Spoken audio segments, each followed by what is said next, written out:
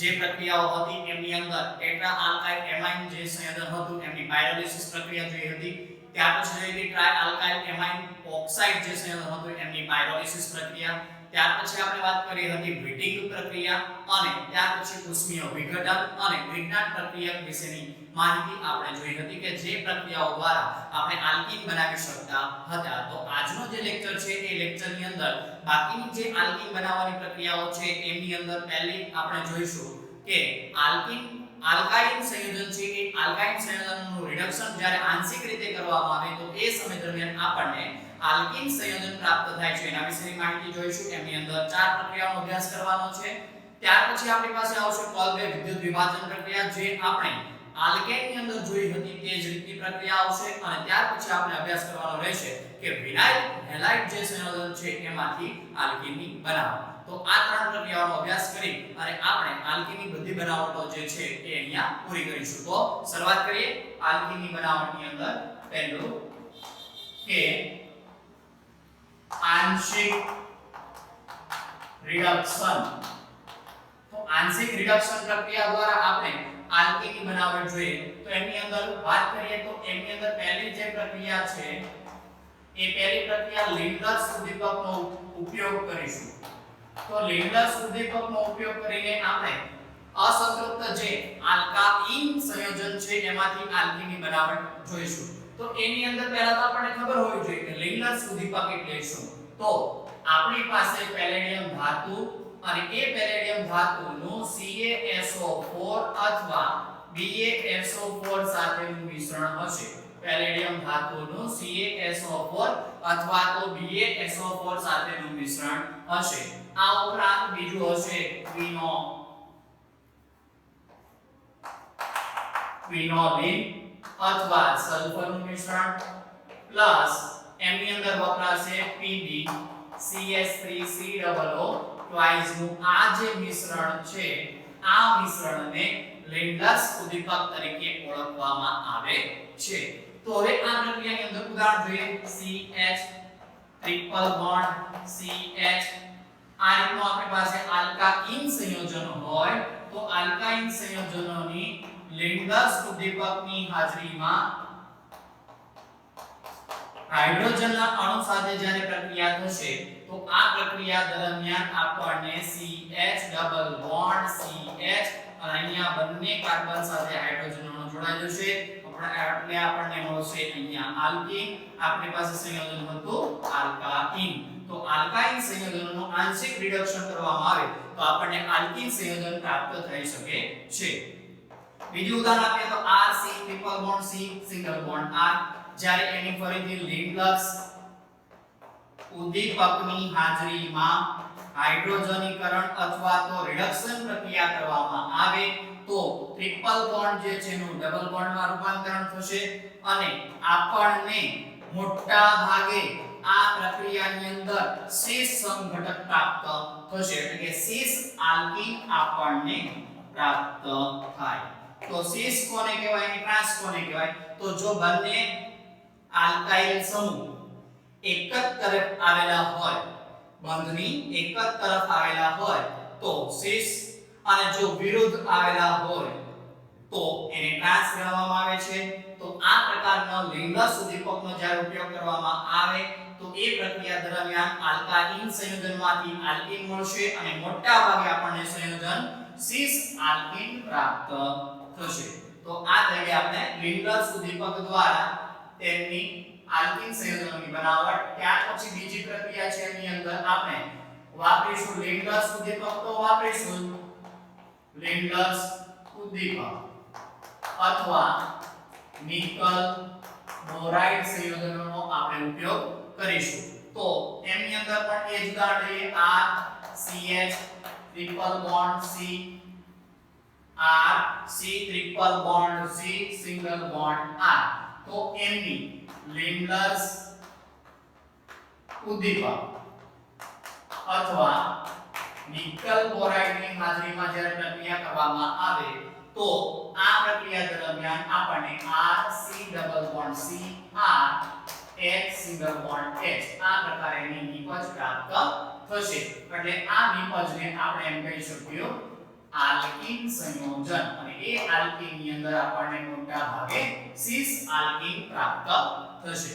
ઉદાહરણ તરીકે લઈએ કે અંદર CH3 single bond CH2 single bond C triple bond C single bond CH2 CH3 આ જે સંયોજન છે તેમની લિન્ડલસ ઉદ્દીપક અથવા નિકલ બોરાઇડની હાજરીમાં જ્યારે પ્રક્રિયા કરવામાં આવે તો હાઇડ્રોજનનો અણુ આ પ્રક્રિયા દરમિયાન ઉમેરાશે તો નિપજ આપણને કંઈક આવી મળી શકે CH3 single bond CH2 C double bond C CH2 single bond CH3 અને અહીંયા હાઇડ્રોજન દાખલ થશે તો આ આપણને સિસ આલ્કીન સંયોજન પ્રાપ્ત થઈ શકે.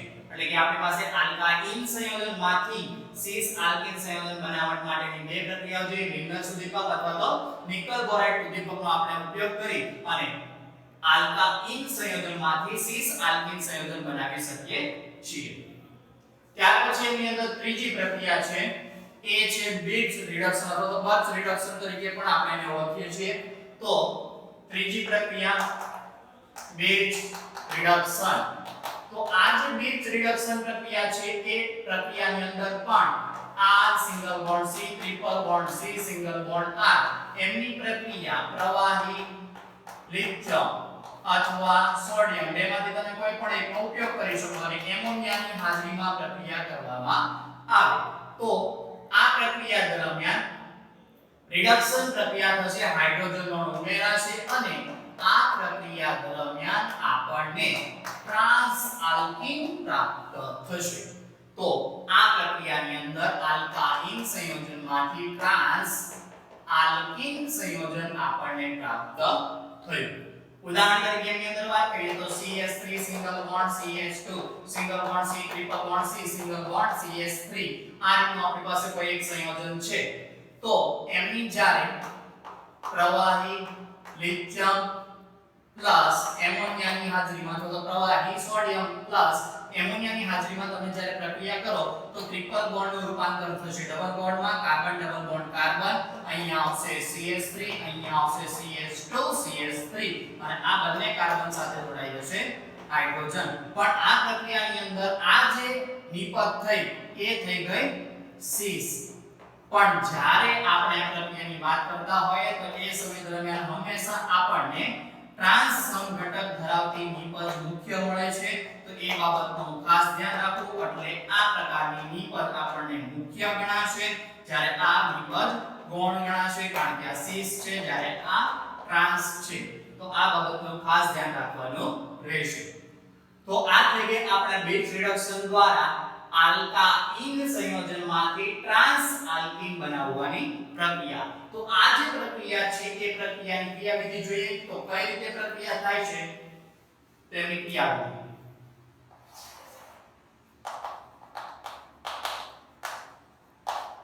તો સૌપ્રથમ આપણી પાસે આલ્કાઇન સંયોજન છે તો R C triple bond C single bond R.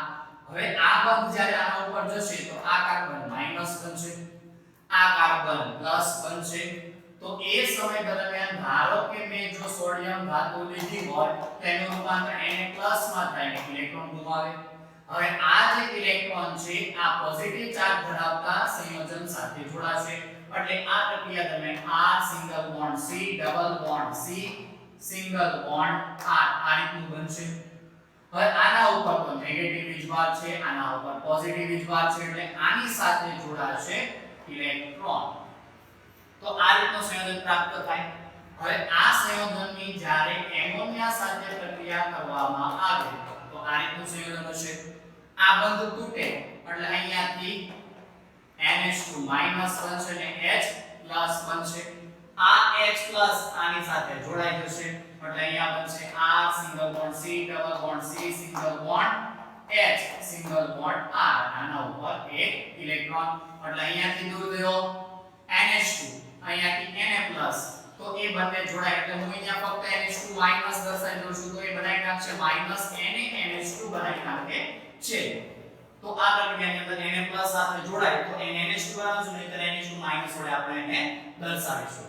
હવે આ પ્રક્રિયાની અંદર ફરીથી સોડિયમ ધાતુ વપરાય જેનું રૂપાંતર Na+ ઇલેક્ટ્રોનમાં થશે. આ જે ઇલેક્ટ્રોન છે આની સાથે જોડાશે એટલે એના ઉપર બે ઇલેક્ટ્રોન આવી જશે.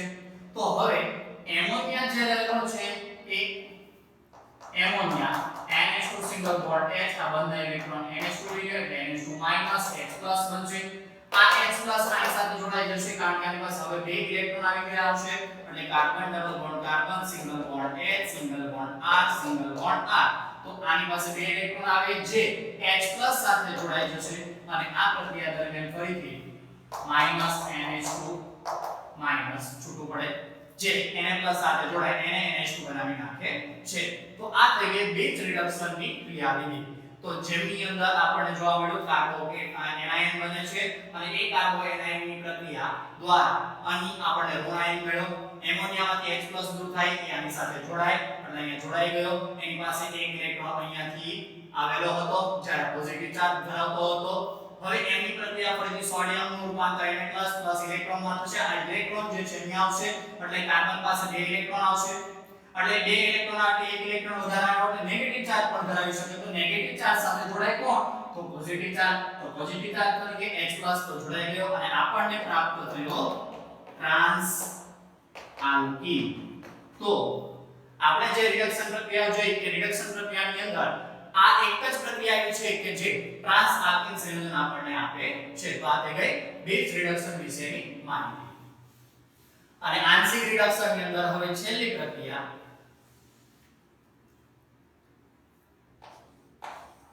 એ છે CS3 single bond C triple bond C single bond CS3 એમની પ્રક્રિયા BH3 એટલે કે હાઇડ્રોબોરેશન પ્રક્રિયા કરવામાં આવે. B2H6 સાથે પ્રક્રિયા કરવામાં આવે તો આ પ્રક્રિયા દરમિયાન આના ત્રણ અણુ વપરાશે.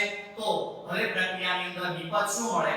તો CS3 single bond C triple bond નું double bond single bond CS3 અને અહીંયા હાઇડ્રોજનના ત્રણ અણુ આના ત્રણ અણુ આલ્કાઇનના તો એ આની સાથે હાઇડ્રોજન બંધ બનાવી નાખે. હાઇડ્રોજન જોડાઈ જશે એટલે આ પ્રમાણેનું આપણે 1 2 3 4 એટલે કાર્બનની સંયોજકતા પૂર્ણ થઈ ગઈ. આ કાર્બનની સંયોજકતા 1 2 3 અને 4 તો અહીં ત્રણ વખત આપણે એને દર્શાવીશું અને એની સાથે જોડાશે બોરોન.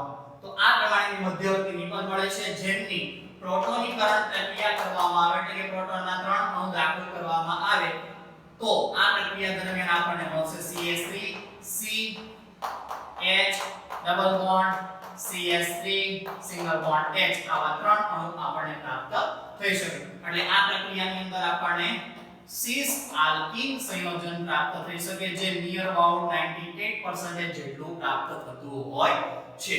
તો આ થઈ ગઈ આપણે આંશિક રિડક્શન પ્રક્રિયાઓની અંદર ચાર પ્રક્રિયા જોઈ.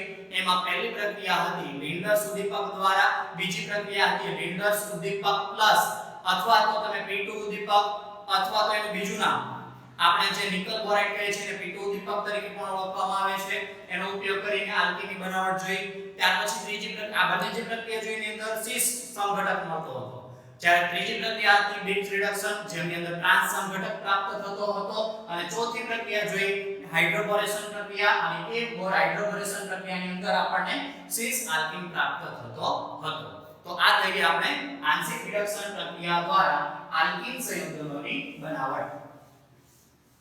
ત્યાર પછીની જે પ્રક્રિયા છે એ છે કોલ્બે વિદ્યુત વિભાજન પ્રક્રિયા. કોલ્બે વિદ્યુત વિભાજન પ્રક્રિયા. તો કોલ્બે વિદ્યુત વિભાજન પ્રક્રિયાની અંદર વાત કરીએ તો CH2 single bond CH2 C double O N A એટલે કે કાર્બોક્સિલિક એસિડ નો સોડિયમ ચાર્જ ધરાવતું બે સંયોજનનો ઉપયોગ કરેલો છે. હવે જ્યારે એમનું વિદ્યુત વિભાજન કરવામાં આવે ત્યારે પાણીના બે અણુ આ પ્રક્રિયાની અંદર વપરાશે. તો પાણીના બે અણુ વપરાય તો આ પ્રક્રિયાની અંદર અહીંથી બંધ તૂટશે. તો અહીંથી જ્યારે બંધ તૂટે તો અહીંયાથી પણ બંધ તૂટશે. તો Na+ અહીંયાથી Na+ અહીંયા બે H+ હશે અને બે OH- હશે. તો બે Na+ બે OH- સાથે જોડાય 2 NaOH બનાવી દેશે. પ્લસ આ પ્રક્રિયાની અંદર હાઇડ્રોજન વધ્યા જે ઇલેક્ટ્રોન ગુમાવેલા છે એ મેળવીને હાઇડ્રોજન વાયુમાં રૂપાંતરણ પામે છે. હવે આ પ્રક્રિયા દરમિયાન કાર્બન ડાયોક્સાઇડના બે અણુ દૂર થશે અને આ પ્રક્રિયાની અંદર આપણને મળશે CH2 ડબલ બોન્ડ CH2 એટલે આપણને આલ્કીન સંયોજન પ્રાપ્ત થઈ શકે છે. તો આ થઈ ગઈ વિદ્યુત વિભાજન પ્રક્રિયા અને આપણને ખબર છે કે આ બંનેમાં એનોડ તરીકે આની પર મળશે કેથોડ તરીકે આ બંનેની પર મળશે એટલે એ રીતે મેં દર્શાવેલું છે. એની અંદર બીજું ઉદાહરણ લઈએ તો CH single bond CH3 single bond CH2 C double O Na C double O Na. ચાલો તો આનું ફરીથી વિદ્યુત વિભાજન કરવામાં આવે પાણીના બે અણુઓ કરવામાં આવે તો નિપજ કઈ મળશે ચાલો જણાવવાની રહેશે તમારે. તો આપણે જે રીતે લખીએ છીએ એ રીતે ફરીથી લખી દઈએ નિપજ તરીકે 2 CO2 ના અણુ દૂર થાય પ્લસ અહીંયાથી 2 Na પ્લસ 2 OH માઈનસ સાથે જોડાય 2 NaOH બનાવશે પ્લસ 2 હાઇડ્રોજનના અણુ ઇલેક્ટ્રોન મેળવીને H2 અણુમાં રૂપાંતરણ પામી જશે. હવે વધ્યું તો CH3 single bond CH single bond CH2 તો આ બંને વચ્ચે બનશે ડબલ બોન્ડ. તો આ પ્રમાણે આપણને આ કાર્બોક્સિલિક એસિડના સોડિયમ ક્ષાર ધરાવતા સંયોજનનું વિદ્યુત વિભાજન કરવામાં આવે તો એમાંથી આપણને આલ્કીન સંયોજન પ્રાપ્ત થતો હોય છે. બીજું ઉદાહરણ એની અંદર જોઈએ COO Na COO Na. ચાલો આનું વિદ્યુત વિભાજન કરવામાં આવે તો સેમ એ જ પ્રક્રિયા થશે પાણીના બે અણુ વપરાશે. તો આ પ્રક્રિયાની અંદર આપણને શું પ્રાપ્ત થાય તો ફરીથી 2 CO2 ના અણુ દૂર થશે પ્લસ 2 NaOH ના અણુ દૂર થશે પ્લસ હાઇડ્રોજન વાયુ દૂર થશે. તો અહીંયા જોશો તો ખ્યાલ આવશે તો અહીંયાથી જે આ કાર્બન ને આ કાર્બન જેમાં બે સીડો જોડાતા આ બંને વચ્ચે ડબલ બોન્ડ આવે તો અહીંયા ડબલ બોન્ડ કઈ જગ્યાએ આવશે તો અહીંયા ડબલ બોન્ડ જે બે સીડો લઈને જોડાયેલા છે એ કાર્બન પર આવે છે. તો આ રીતે સાયક્લોહેક્સેન સંયોજન આપણને પ્રાપ્ત થઈ શકે છે. તો આ થઈ ગઈ કોલ્બે વિદ્યુત વિભાજન પ્રક્રિયા અને આ વિદ્યુત વિભાજન પ્રક્રિયા દ્વારા આપણે આલ્કીન સંયોજન બનાવી શકીએ છીએ. અને ત્યાર પછીની છેલ્લી પ્રક્રિયા અને એ પ્રક્રિયાની અંદર વાત કરીએ તો વિનાઇલ હેલાઇડ સંયોજનની ડાય આલ્કાઇલ કોપર સાથેની પ્રક્રિયા. તો મારી પાસે ધારો કે સંયોજન CH2 double bond CH single bond Cl તો વિનાઇલ ક્લોરાઇડ છે. આ વિનાઇલ ક્લોરાઇડ ની પ્રક્રિયા હું R2Cu સાથે ડાયલ્કાઇલ કોપર સાથે જ્યારે પ્રક્રિયા કરું તો આ પ્રક્રિયા દરમિયાન મને મળે CH2 double bond CH single bond R. આ પ્રકારનું સંયોજન આપણને પ્રાપ્ત થાય. તો અહીંયા મને 2 વડે ગુણો તો આને પણ 2 વડે ગુણવા પડશે. તો અહીં આ પ્રક્રિયા દરમિયાન 2 Cl ના અણુ થાય જે Cu સાથે જોડાય CuCl2 બનાવી નાખે છે. તો આ પ્રકારે આપણને નિપજ પ્રાપ્ત થઈ શકે. ત્યાર પછી આની અંદર બીજું ઉદાહરણ દઈએ તો CH3 single bond CH double bond CH single bond Cl. આના હું બે અણુ વાપરું જેમની પ્રક્રિયા CH3 ટ્વાઇસ Cu સાથે કરવામાં આવે તો -CuCl2 દૂર થાય. તો આ પ્રક્રિયા દરમિયાન બનશે CH3 single bond CH double bond CH અને અહીંયા Cl દૂર થયો તેની જગ્યાએ દાખલ થશે CH3. તો એ CH3 બે વખત હોય તો આને બે વડે ગુણી દઈએ તો સમીકરણ આપણો થઈ ગયો સંતુલિત. તો આ પ્રક્રિયા દ્વારા આપણે વિનાઇલ હેલાઇડ સંયોજનમાંથી આપણે આલ્કીન સંયોજન બનાવી શકીએ છીએ. તો અહીં આપણે આ જે આલ્કીન સંયોજનો છે એ આલ્કીન સંયોજનોની બનાવટની બધી પ્રક્રિયાઓ પૂર્ણ કરે. તો એ બધી પ્રક્રિયાઓ હું શોર્ટમાં તમને અહીંયા એક લિસ્ટ બનાવું છું અને એ લિસ્ટની અંદર આપણે કઈ પ્રક્રિયા NCERT ની અંદર આપેલી છે તો એના વિશેની વાત કરીએ. તો આપણે જે પહેલી પ્રક્રિયા જોઈ એ હતી આલ્કોહોલમાંથી અને એ આલ્કોહોલમાંથી બે પ્રક્રિયા હતી. પહેલી હતી Al2O3 વાળી અને બીજી હતી ખનિજ એસિડ સાથે. તો ત્યાર પછી આપણે જોઈ હતી આલ્કાઇલ હેલાઇડમાંથી આલ્કાઇલ હેલાઇડ સંયોજન જે હતું એમાંથી આપણે આલ્કીનની બનાવટ જોઈ હતી. ત્રીજું હતું વિસિનલ ડાય હેલાઇડ માંથી આલ્કેનની બનાવટ, ચોથી હતી જેમિનલ ડાય હેલાઇડ માંથી આલ્કેનની બનાવટ, પાંચમી પ્રક્રિયા હતી એસ્ટરનો પાયરોલિસિસ પ્રક્રિયા, ત્યાર પછી છઠ્ઠી પ્રક્રિયા હતી ટેટ્રા આલ્કાઇલ એમાઇન પાયરોલિસિસ પ્રક્રિયા, સાતમા નંબરે હતી ટ્રાય આલ્કાઇલ એમાઇન ઓક્સાઇડ પાયરોલિસિસ પ્રક્રિયા, આઠમા નંબરે હતી વિટિંગ પ્રક્રિયા. આ ટેટ્રા આલ્કાઇલ એમાઇન જે છે કોક પ્રક્રિયા તરીકે પણ ઓળખવામાં આવે. વિટિંગ પ્રક્રિયા. નવમા નંબરે હતી ઉષ્મીય વિઘટન પ્રક્રિયા. 10મા નંબરે જોઈ હતી વિગ્નાર્ડ પ્રક્રિયા. 11મા નંબરે આપણે આજે જોઈ એની અંદર લિનિયર સુધી પર એટલે આંશિક રિડક્શન પ્રક્રિયા, આંશિક રિડક્શન પ્રક્રિયા.